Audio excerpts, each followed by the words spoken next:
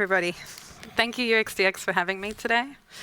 I'm here to tell you the story. I've lost count, so I'm not sure if it's 7 exactly, but I'm going to tell you a bit of the story that our company has been through in the last few years.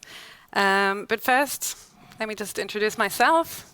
Like many people in product, I actually come from a very different background. I worked as a history teacher for many years, and then after studying software, I moved into product. Within product, I've worked in various industries and actually recently circled back into edtech, which has been really nice. And that was when I joined Everway. I'm also the UXDX ambassador in Copenhagen. We've had some great meetups so far. You can see a bit of the photos, a lot of networking, a lot of really good knowledge sharing. And if anybody wants to come to Copenhagen and give a talk, just grab me during the break. And one other thing about me is that I really, really love board games. I have stacks shelved with board games at home. Almost every weekend, my family and I and friends all get together and play board games. And I'm just curious to see how many of you have played the game Acquire. Raise your hand. Oh, very few. Okay. So first of all, I recommend playing it. It's not a very well-known game, but it's like Monopoly's sophisticated and grown-up and interesting big sister. So in Acquire, what you do is you strategically invest in companies, you help them grow, you watch them grow, and then eventually these corporations either swallow each other in lucrative mergers or are acquired by a larger company in an acquisition.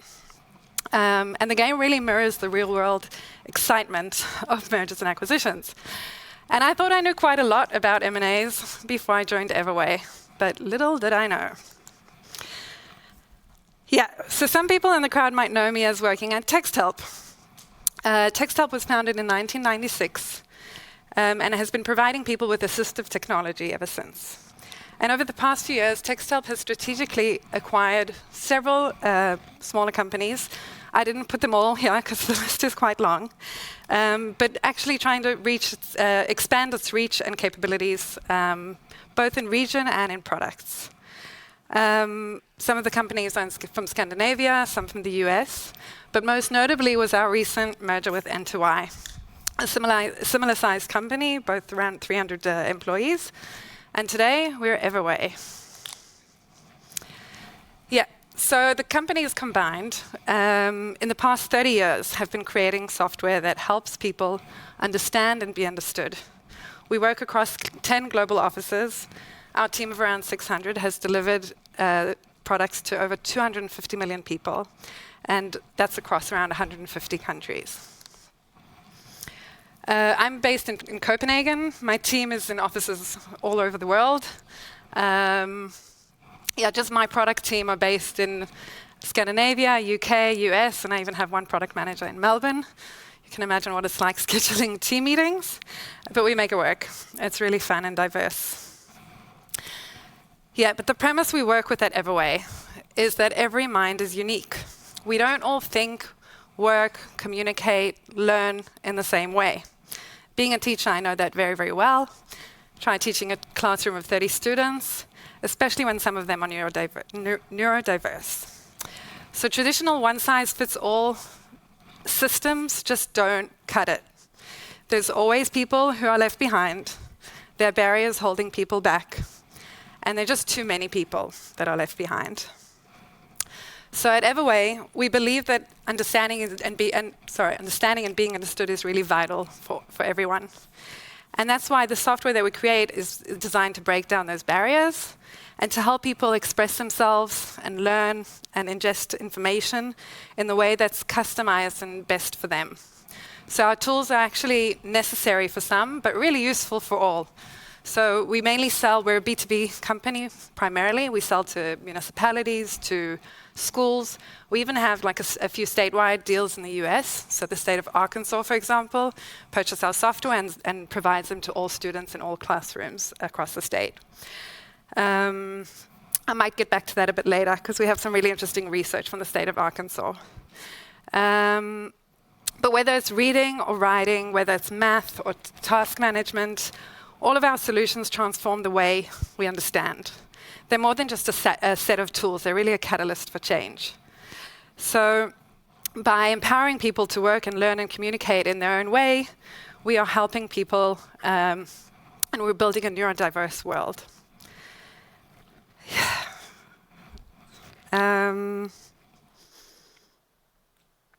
I want to talk a bit about the types of neurodiversities that we address. So some of you have heard about dyslexia, autism, ADHD. I think some of you have children who might be diagnosed. In the past, it was something that had a lot of stigma attached to it. I remember when I was in high school, I had a friend who wasn't doing very well at school. And when she was failing exams over and over, we all thought that she just wasn't that smart. And then she got a diagnosis, and she started taking oral exams and having things read out for her. And she got the best grades out of all of us. And it was really like mind-blowing for us to experience that.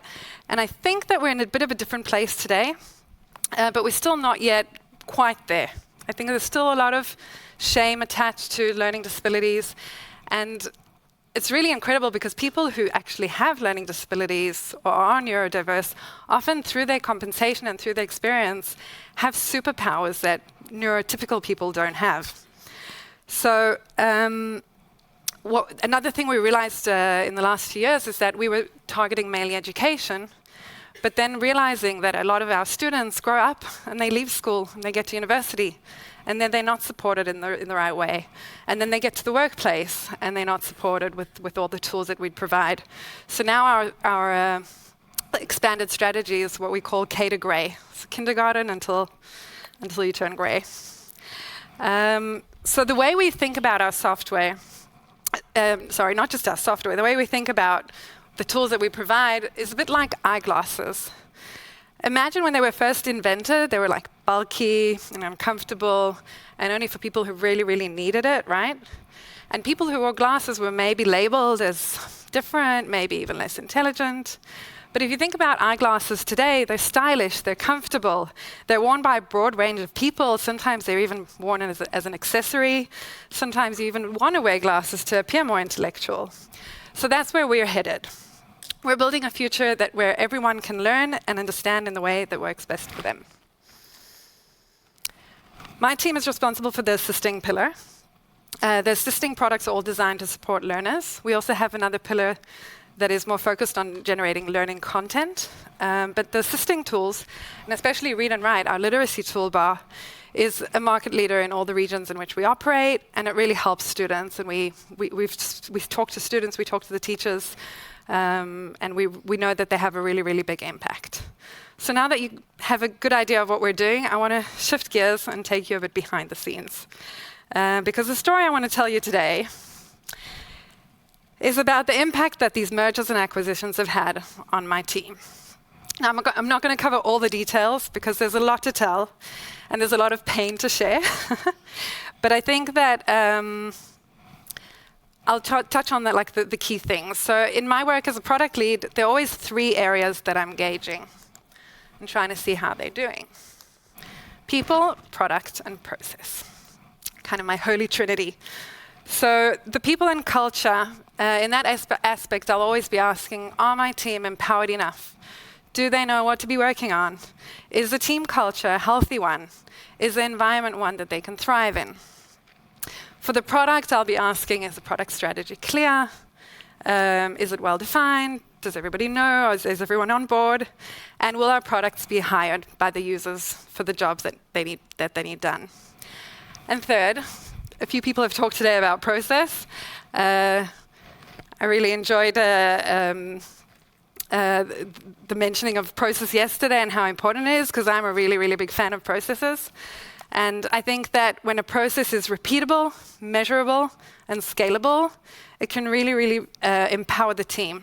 And as our CEO, Craig, often says, it's like a bicycle frame. If it's broken, you can pedal as fast as you want and use all your might, but you'll be driving in the wrong direction. So good processes are like having a good, sturdy bike frame. So having these 3 areas in good shape is something that we all want as product leads. But what happens when you throw mergers and acquisitions into the mix? So one analogy that comes to my mind is this one. A few years ago, a friend of mine was marrying her 3rd child. And while everyone was so excited about the wedding, there was definitely some tension and, discomfort in the family. And she said that a family is like a scale, more or less balanced. I know not all families are fully balanced, but somewhat balanced. But then a new family, when a new family member enters, it really tips the scale. And everybody loses their footing. And she said that it takes about a year, like from her experience of the third child, she said it takes about a year to kind of find that rebalance. And I think from my experience that every new acquisition is a bit like a new family member joining. So every time it happens, it does tip the balance. And then it takes time and effort to rebalance. Some of you might know Tuckman's model of team development. Forming, storming, norming, performing. So that storming phase, it's not an easy one. So let's dive a bit into the people aspect. I was chatting at one of the meetups actually in Copenhagen with my friend Rune. He's the Chief Technology and Product Officer of Start. Start is a product recruitment platform that merged with another product called Talent Hub. And he shared how everyone was so excited about the merger. When they first met, it seemed like it was a perfect match. They believed in the same values. The teams were like really going to vibe together. But when they started working closely together, they realized that there were a lot of differences, a lot of difference in the process, a lot of difference in the culture. So there were really many of those. And I think we had a bit of a similar experience at Everway. I saw this happening with those acquisitions that I witnessed. Just imagine in some of the countries, we had companies that were competing with each other for years, explaining to other people why the other products were really, really bad and their product was really, really good. And then suddenly one day those people are your colleague.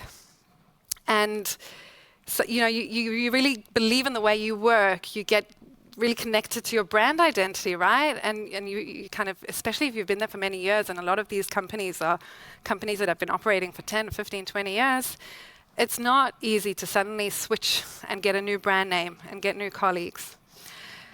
So that shift is not easy.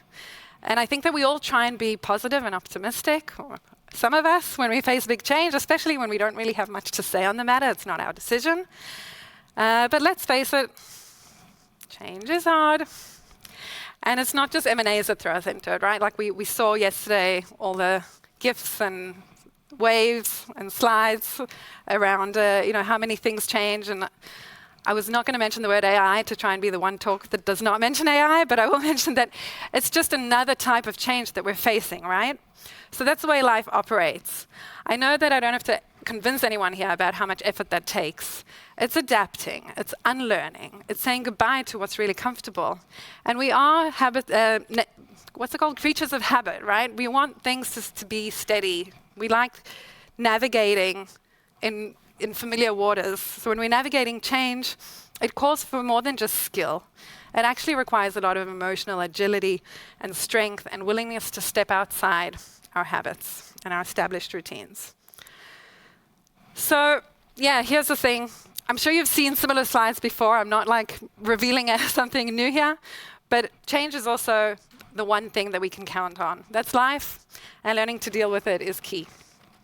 So I want to share with you just one of the changes that I experienced from an org chart perspective.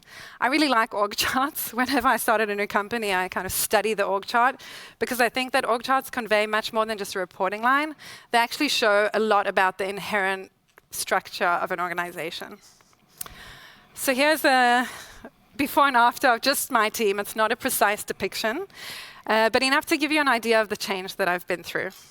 So 2 years ago, I was reporting to the CPO, leading a team of PMs overlooking 6 products.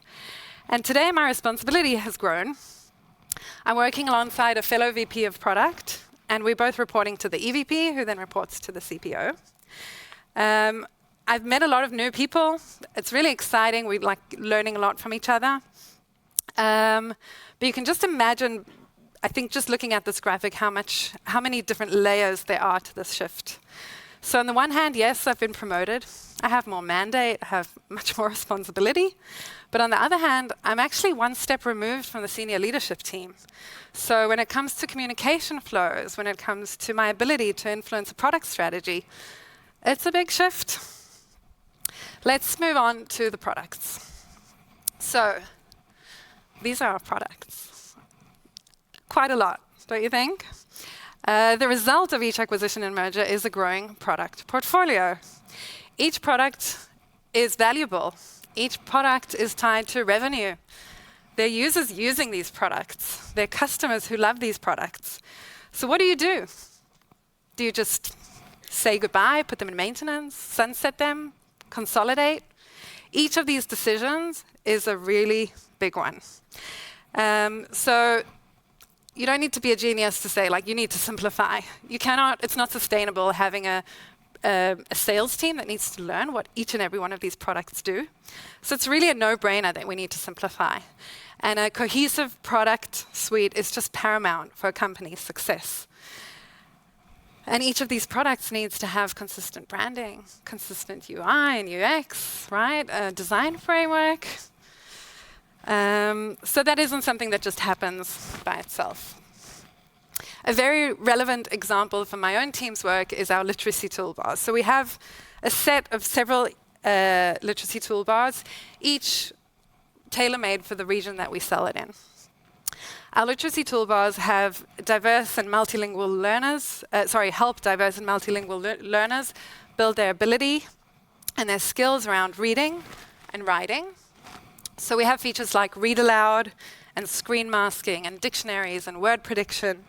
And they work across many different platforms, so they get a consistent experience whether they're on their desktop or on a mobile, on the web. And these literacy toolbars support them and give the students confidence to learn in their own way. So when we acquired Don Johnston in the US, they were selling Co-Writer and Snap and Read. And we decided that we're going to transition the customers from those two products into Read and Write. But we wanted to give them a similar look and feel, right? We wanted the experience to be intuitive and familiar. So we decided to take a lot of the features and capabilities and some of the underlying capabilities like the language engines, the word prediction engines, and insert them into Read and Write. Now, I wanted to bring a graphic example because it's a UX DX conference. So just looking at the toolbars in Read and Write, we had the standard mode was a toolbar anchored at the top of the screen, and with Co-Writer and Snap and Read, there were other two views of the display mode. So one was a vertical mode and one was a focused writing mode. And some of our very talented team of designers are sitting here in the room today. They designed a solution that really enabled us to smoothly move users across. So here you can see just one example of a specific feature and how it appears in all three modes. And the students will move between these modes based on the use case and the context that they're in. So this is still a process. We haven't yet transitioned all of our customers over, but the end goal of this project is to eventually sunset two of the products and move people over. In Sweden, we actually took a bit of a different approach. In Sweden, three of the acquisitions pre-acquisition were selling three of the companies pre-acquisition were selling 3 different literacy toolbars, and we decided to build one new one, what our head of sales called a super product. So we again went to the drawing board and designed a literacy toolbar that really fits the Scandinavian simplicity and minimalism. And it's really interesting to see how it's going there, because since we launched this product in May last year, the active user number is really growing significantly. We're getting really good feedback. So here you can see that instead of the 3 different modes, we have this expandable display. Yeah.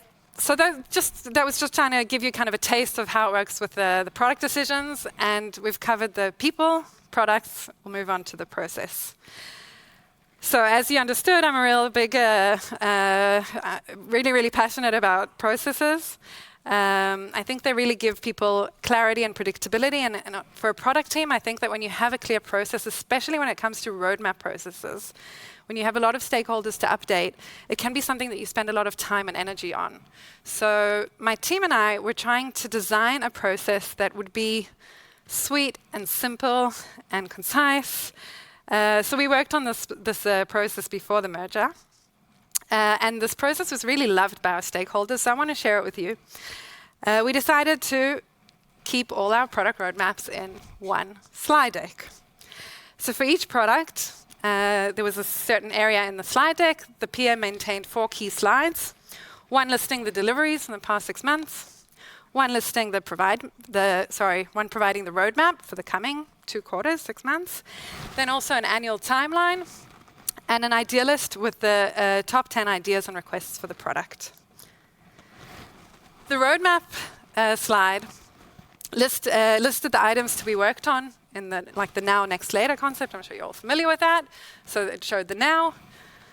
Then we had the next with the items that would be coming up. And we also kept this out of scope frame just to clarify that what we had here was only things to be delivered. So if there were things that we were working on and were not yet going to be delivered in the 6 months, we could kind of signal, don't worry, we're on it. We know it's needed, it's going to come, but it's not yet there. And anyone who wanted to know more about the items that are to be delivered soon could just click on any item. And that led them to a hero slide. The hero slide was this one-pager describing the what and the why, as well as how we plan to measure the success of the improvement. And it also linked out to marketing materials that were being worked on. We used those tags to tag the strategic work that each priority, that each item was linked to, the strategic priorities. And yeah, when it was, when relevant, we used to have like a screenshot of the UI. The roadmap deck was a live document. It was being updated all the time when needed, but before the start of every quarter, the PM went in and updated the information and archived all the completed hero slides. So this deck was really, really useful for many. Engineers and developers were in it all the time, gave them like a bigger picture of what's going on. Sales and customer success would go into specific hero slides and share screenshots of them with customers so that they could see what was coming. And of course, management was in there all the time. I really liked the Google slide feature that you can see who's where. I used to like follow the CEO, see what he's looking at. So you might wonder how we got buy-in for these roadmaps. So I'll just briefly share the alignment cycle we created. Of course, there were many meetings and touch bases between stakeholders. But every quarter, the PM would draft the roadmap together with the engineering manager. Then they would meet with the product and tech leadership, show what they've achieved, explain what they're planning to do. Then we'd have a handshake meeting with business development, so marketing, sales, and customer success. And then we would share a broader product update with the whole company. Yep, we really liked this process. After the merger took place last year, we got a new CEO and a new CPO. And as new leaders come in, they bring in their own way of working, which is fair. They also need to align a much bigger team. So our new CPO came with his experience and his way of working and his preferences and implemented them. So in the past 4 months, we've transitioned to using Product Board. How many of you use Product Board? Okay, how many of you love Product Board? Okay, so I actually love it now, but I have to admit that I really resisted this change. Because, you know, when it ain't broke, don't fix it. I thought that what we had really worked well. But yeah, at the same time, the CPO was the one who called the shots. So as I mentioned before, change is hard and it really requires being open-minded and patient and accepting. And as someone who values process, I also see, of course, the need and the value of aligning these processes across teams. Which leads me to an important concept that I thought I hope you can take away with you today. So what do M&As require from a product team? Not only agile development, but also emotional agility. And where there are mergers, there is friction. There are different personalities. There's sometimes chaos and hardships. And to be honest, it has been an emotional roller coaster. So I like using an emotions wheel, and there are many of them online. I just picked this one. To help deal with distracting emotions, you can start by identifying the emotion that you're feeling. Then you move on to accepting the emotion, and then trying not to fight it or judge it, but stepping out and choose to kind of lift yourself out of the fog and act according to your values. So what are my takeaways from this journey? That it's messy, that it's hard, but it's also really, really exciting. I'm learning new things every day, And I can really feel how in time the sense of balance is slowly returning. I'm quite certain that the scale will tip again with new mergers and new acquisitions. But my team and I are building resilience. And when things seem hard, it's really a sign that we're growing. Thank you. Amazing. So good. So good. I can't believe in 25 minutes you managed to get through, like, even just one of those three. I think getting through that and explaining how that is in the context of such massive organizational change would have been impressive. To deliver all three in a really fantastic work. Lots of love hearts coming in for you there. Absolutely brilliant work. Let's dive into the questions. I'm a little bit overwhelmed and don't have any good ones to ask myself. So, post-merger, when there's a power imbalance between product teams, you are now one of two VPs. So that's interesting. How do you prevent dominant team bias from steamrolling the nuance or local knowledge from the acquired company? Or don't you? Is that the awkward answer? Just steamroll them. Yeah, steamroll. Yeah. No. I think that's a really good question. And one thing that I didn't mention is how in each of these organizations, there were experts in dyslexia and experts in neurodiversity and experts in linguistics. And one of the things that happened was that we lost some of those resources because not everybody sticks around when there are these acquisitions and mergers.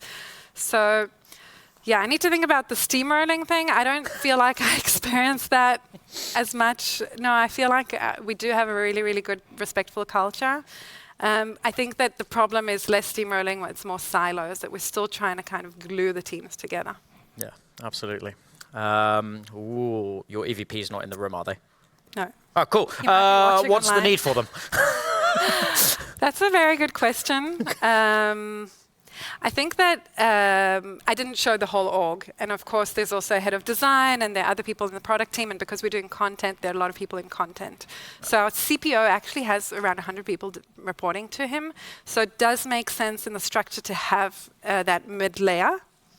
At the same time, I do question it sometimes. And I think time will tell what the role of each of us really is. We're still kind of trying to figure that out. But I think that our CPO is very, very close to the senior leadership team layer, and the EVP is much more hands-on and working with the VPs closely. So there are benefits to it, definitely. Yeah, nice. You're still working through. Trying to be diplomatic. Still figuring out. That was good. You can ask Tasha again over beers later. Great question here. How are you balancing as an organization with that huge product suite? How do you balance developing new features to keep users engaged versus combining tools to hit that consolidated future state? I think that's a wonderful question. And I was talking over dinner last night with a few of the other speakers, and I was sharing the story. And a few people said, mergers and acquisition aside, the challenges you have are challenges we all have. And I think that this is valid for any company, right? Like you're constantly trying to work on tech debt, trying to improve existing features and incrementally improve stuff, and at the same time you want to be innovative. So I think finding that balance, if you find the answer, let me know how to do it. But we're trying to keep that balance constantly. To me, one of the things that I'm really passionate about is user research, and we've finally brought in more user researchers to our organization, and I think that is really key to helping us dig into the problems and understand the jobs to be done, and there we can kind of try and balance the efforts of both improving but also being innovative. Yeah, nice. You are getting a lot of tough questions from this. You clearly presented a lot of amazing stuff.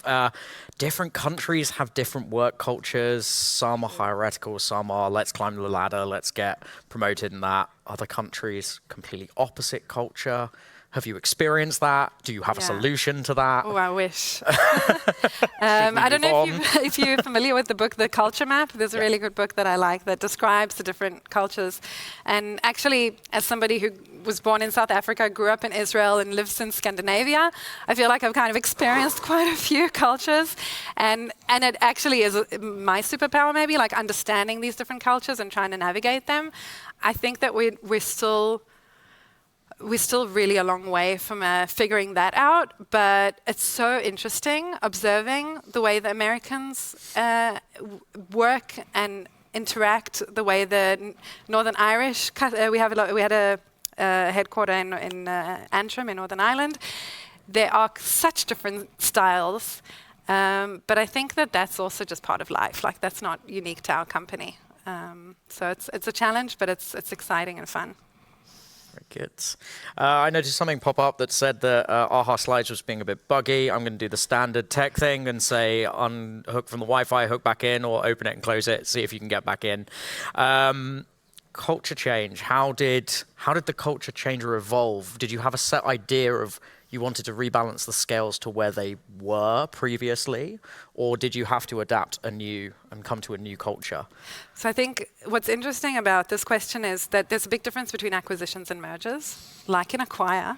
No, I'm kidding. The board game doesn't really convey it well, but acquisitions, obviously there's a stronger player and a weaker player, you can call it, or a bigger and smaller. So when we acquired, the expectation was that the new teams will kind of be absorbed in the bigger team and bow down to their processes and culture.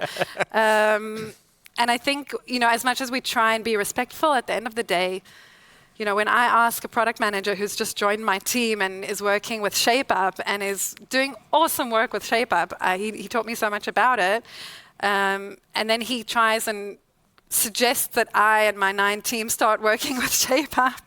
It's a bit like, I wish, but that's not going to happen.